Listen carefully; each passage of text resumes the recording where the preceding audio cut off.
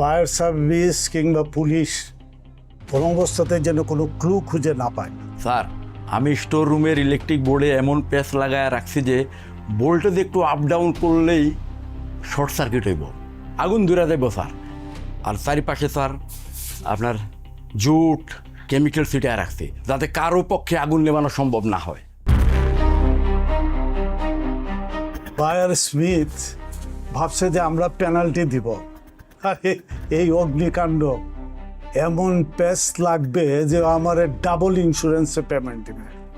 কিন্তু স্যার ভেতরে শয়ে শয়ে লোক কাজ করতেছে, সালেহা রহিমা ওরা আছে, আবার ডে কেয়ারে কতগুলো বাচ্চা বলা বানাচ্ছে। মজিদ, ব্যবসায় তো আবেগ চলে না, ওরা মাত্র একটা সংখ্যা, কয়েকটা সংখ্যা, ফিউ নাম্বার সঙ্গে।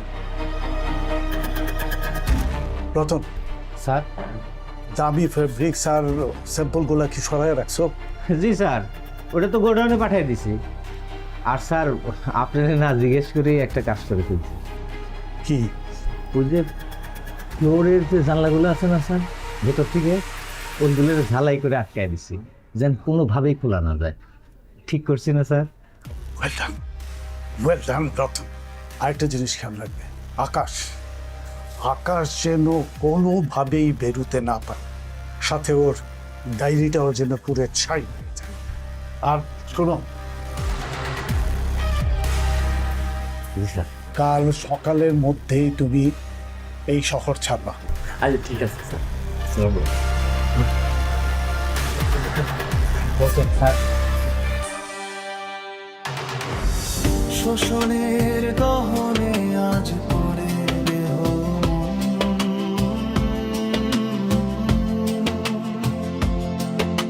সুতোয় বাঁধা জীবন আমাদের, সুতোয় বাঁধা জীবন, সুতোয় বাঁধা জীবন আমাদের, সুতোয় বাঁধা জীবন।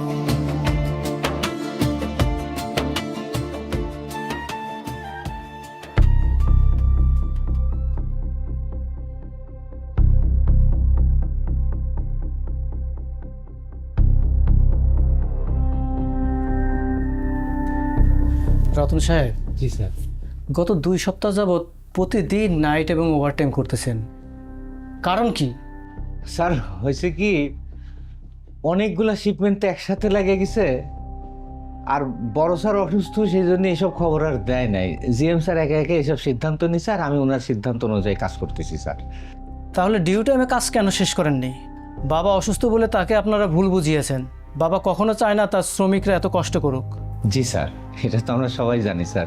আপনারা ভিতরে কি করছেন সেটা এখন থেকে আমি নিজেই দেখব। স্যার